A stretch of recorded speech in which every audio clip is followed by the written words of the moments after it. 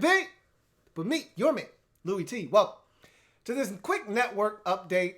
Want to come to you, talk to you about all of the extracurricular activities on the Louie T Network. So, fantasy football obviously closed, and there were some ass whoopings in week 1 in my fantasy league.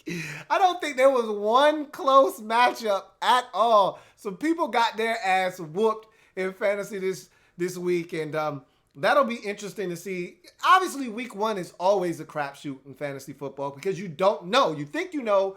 There are some certainties, but for the most part, it's a crapshoot. You have no idea.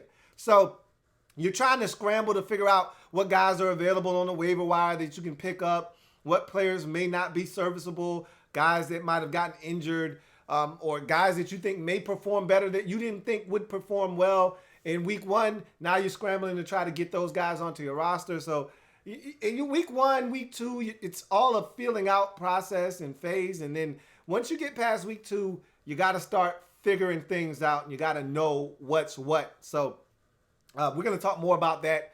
Going to do the fantasy weekly show tonight at some point. Do that live, as a matter of fact. So those of you looking for some information, some advice, should you sit this guy? Should you start this guy? What matchups you may have? Maybe some players that may stand out to you. What do you think about this guy, that guy, that sort of thing? I'm going to open up the phone lines, make it available to you guys so you can call in live and we can talk about some fantasy football. So fantasy was interesting in my league. I was, taking a look at all of the things that transpired. Man, there were some ass whoopings for sure in my league. And some good matchups this week. A lot of people with an opportunity to get on the board. A lot of 0-1s facing off against one another in the league. So somebody's O will go for sure in a number of matchups, including a couple of 1-0 people squaring off and a couple of those teams going at one another. That should be interesting to see how that goes. But in any event, the weekly pick'em pool, $6 a sheet. Get in, a lot of fun. I talk about this every year. It's my favorite pool because it's immediate gratification. And shout out first and foremost to Packers fan 420 for winning the first week's pool and getting the bread in week 1. I'm disappointed. Obviously, I didn't win. I wasn't even close. Shout out to my barber, King Coop, and my track extraordinaire, the guy that always blesses me with the new tracks that you hear, whether it's the podcast or Thursday night or Monday night or Sunday night overtime. All of those tracks you hear, they are courtesy of my man, King Coop, a.k.a. my barber, a.k.a. the rapper, a.k.a. Mr. Do-It-All, a.k.a. the Rams fan. And so he was dangerously close. He actually lost by points. So he's getting closer and closer to finally winning one. But no cigar for him. Packers fan 420 getting the job done. So if you're out there, plenty of time to get involved in the weekly pick'em pool. $6 a sheet. Again, the site is scrolling across the top of the screen, but I'm also going to leave it in the description down below. It will be the very first link.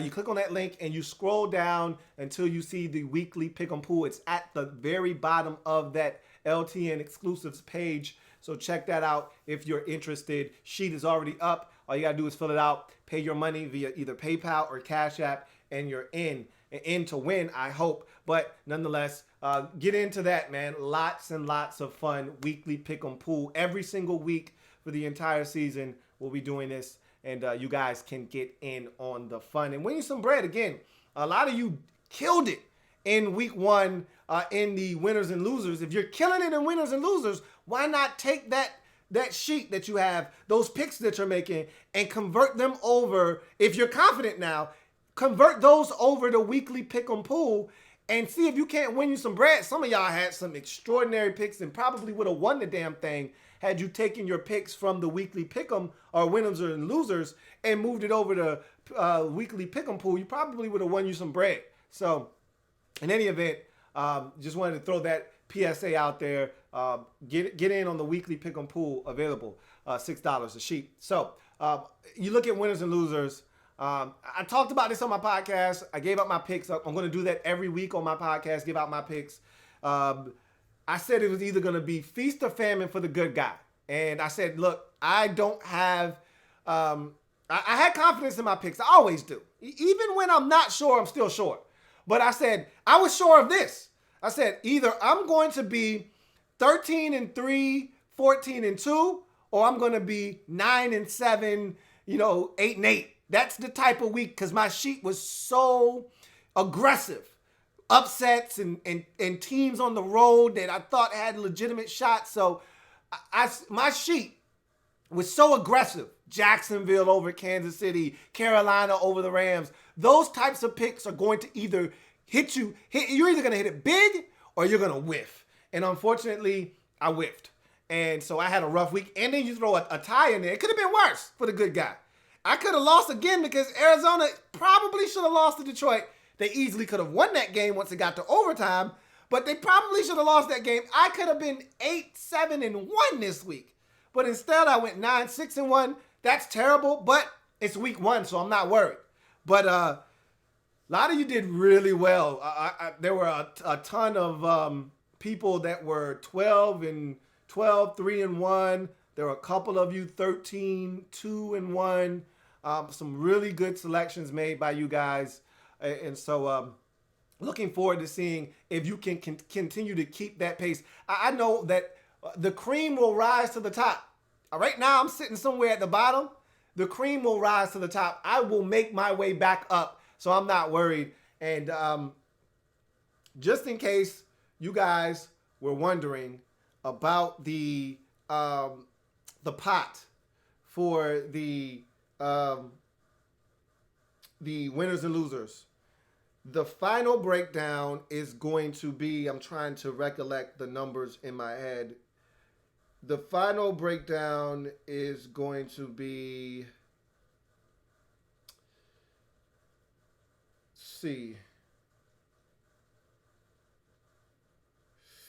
I believe, yes. The final breakdown is going to be $225 for first place, $125 for second place, and $50 for third place. All right, so for those of you in winners and losers, let me run that down once more. That's a tiered system in terms of the prize. So first place, $225. Second place is going to get $125. Third place is going to get $50. So it's a lot of money on the line. Got to make these picks and be consistent. And as my man B.E. found out the hard way a couple of years ago, you may be leading the pack for the entire year, but if you're not at the top at the very end, then what does that really mean? So consistency is the key, but you also got to make sure that there aren't those weeks where you plummet. And so it'll be interesting to see how winners and losers shakes out as the season progresses. Right now, there are 2 people tied atop the leaderboard. My man, Believers Talk 3478. My man, Joey Sharp, out there representing for his Bills with a big win versus the Jets. He's on top, along with one more person. I can't quite remember the exact name of the other person that's on top, but my man, Everyday Flash is the other person that went 13-2-1 in winners and losers. He's a Bills fan. It's amazing. 2 Bills fans getting to 13-2-1 in 2 totally different ways. My man, Everyday Flash, didn't think his Bills would get it done, and Believers Talk did pick his Bills, but they still arrived at the same record, 13-2-1, which is a fabulous, sparkling mark for week 1.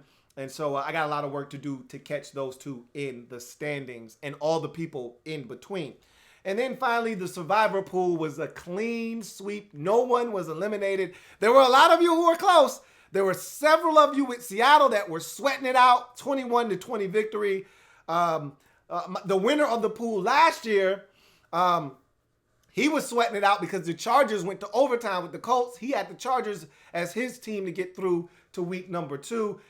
But everyone made it through. I know a lot of you who had the Eagles were sweating in the first half when it was 17-0, but the Eagles came through for you as well. So no one eliminated from the survivor pool. Everyone that started the pool is still alive in week number 2. So I'm your man, Louie T, signing off. I'll be coming with these updates on a weekly basis Also promoting the weekly pick 'em pool. If you're not in, get in. As I always say, get in the game. What are you waiting on? Get in the game and have some fun and maybe win some bread along the way. If it's not your man T, it's not the best NFL coverage it could be. Remember, we're going to be live later on for Fantasy Football Weekly, and we're going to do it live this week.